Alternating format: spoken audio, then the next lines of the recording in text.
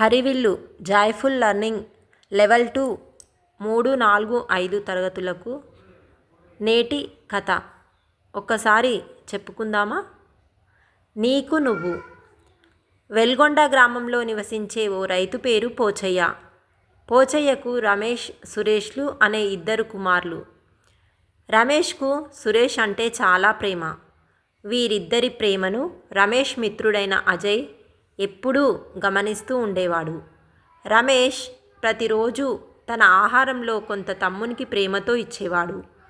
తాను ఆహారం తినడం తగ్గించడం వల్ల శరీరం బలహీనమవ్వడం ప్రారంభమైంది. ఓ రోజు రమేష్కు జ్వరం వచ్చింది. ఆ రోజు వాళ్ళ అమ్మ సుశీల పండ్లు మాత్రమే రమేష్కు పెట్టించింది. యథావిధిగా సురేష్కు భోజనం ఇచ్చింది. సురేష్ తన భోజనాన్ని ముగించినా ఆకలి చల్లారలేదు.